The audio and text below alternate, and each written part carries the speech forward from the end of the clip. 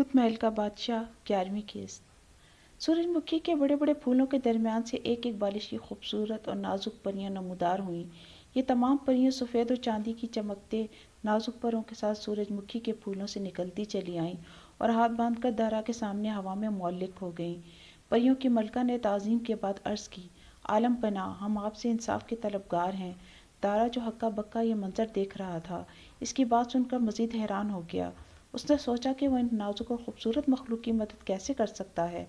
परियों की मलका ने फरियाद की, परिस्तान का एक शरीर दियो हमारे बाग उजाड़ देता है। इस वजह से हमारे इलाके का सुकून दरहम बरहम हो गया है। वो अपनी चुटकियों से हमारे घरों को मसल देता है।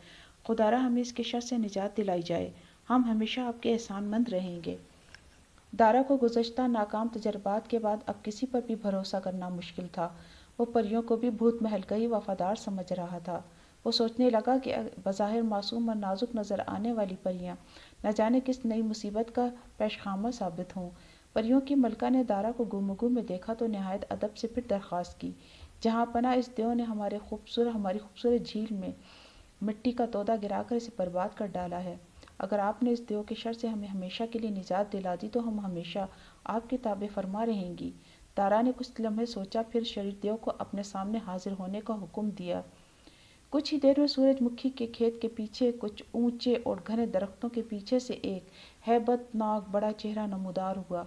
ये देव आहिस्ता आहिस्ता कदम उठाता हुआ दारा की तरफ आने लगा। इसके ज़मीन पर पांव धरने से हर शय में एक दिल हिला देने वाला इर्ताश पैदा होने लगा। इसके इंतहाई ऊंचे कद के सामने तमाम दरख्त छोटे छोटे घास फूस की मानिंद दिखाई दे रहे थे। फिर वह दारा के सामने आकर हाथ बांधे अदब से खड़ा हो गया। देव के सामने दारा इस कदर मामूली जिसामत का था कि यूं लगता था कि वह दारा को अपनी चुटकी में मसल डालेगा। लेकिन दारा भूत महल का बादशाह था। इस लम्हे दारा की हयाबत इस देव पर हावी थी। देव को खौफजदा देखकर दारा के दिल से उसका डर ख़त्म हो गया और वह अब पुरएतमाद था। इसने जैन से मुशावरत के बाद देव के लिए सज़ा सुना दी। इसने हुक्म दिया कि देव को 30 साल तक ज़मीन पर तिनकों के ढेर से एक एक तिनका उठाकर दरख्त की सबसे ऊंची शाख पर चीलों का घोंसला बनाना होगा। ये सज़ा सुनकर देव अपने घुटनों के बल बैठ गया और दारा से रहम की इस्तदा करने लगा।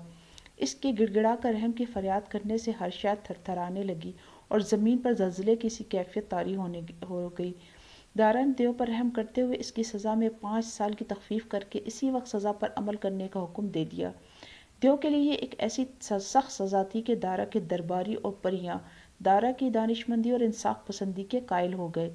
अजीम जस्सा देव एक एक तिनका ज़मीन से उठाने के लिए झुकता और फिर दरख्त की एक ऊंची शाख पर घोंसला बनाने के लिए रखता जाता। देव का एक एक तिनके के लिए बार बार झुकना नहायत तकलीफ दे और सबक आमोज था। यह मंजर देखकर तमाम परियां बेहद खुश हुईं।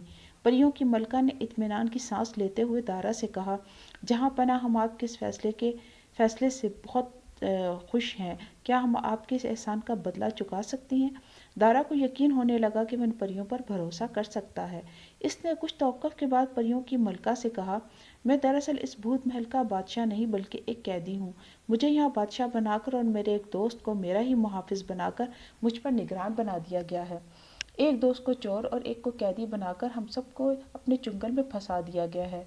हमारा दोस्त सुल्तान जो महल का मुहाफिज है खुद को वाकई यहाँ का वफादार समझता है और हकीकत जानने से कासिर है। हमारी यहाँ से फरार होने की अब तक हर कोशिश नाकाम हो गई है। क्या तुम इस मामले में हमारी मदद कर सकती हो? मलका परी ने कहा, मैं आपके लिए महल के खुफिया दरवाजे की निशानदही कर दूंगी, जहाँ से आप भूतों की नज़र से बचकर अपने साथियों के हमरा फरार होने में कामयाब हो सकेंगे। दारा मलका परी की इस पेशकश से पुरुमीद हो गया। इसने मलका परी से कहा कि वो इसकी मदद का इंतज़ार करेगा। परी ने कहा, आप इस वक्त महल तशरीफ ले जाइए और मुनासिब वक्त आने पर मेरे इशारे का इंतज़ार कीजिए। दारा को अब यकीन हो गया कि वो परियों की मलका की मदद से अपने दोस्तों के हमरा भूत महल से जान छुड़ा लेगा। आज रात चांद पूरे जोबन पर था। हर सू फैली चांदनी उसे और उसके दोस्त जैन को भटकने से बचा सकती थी। जैन ने सरगोशी में दारा से कहा, मैं जान चुका हूँ जिस तरह इस भूत महल के भूतों ने तुम्हें बादशाह बनाकर मुसलसल आजमाइश में डाल रखा है, बिल्कुल इसी तरह मुझे भी उन्होंने बेवजह कैद कर लिया है। अल्लाह का शुक्र है कि मैं इस वक्त तुम्हारे साथ हूँ। मुझे यकीन है कि सुल्तान और नौरोज़ को भी भूतों ने अपने शिकंजे में फंसा रखा है।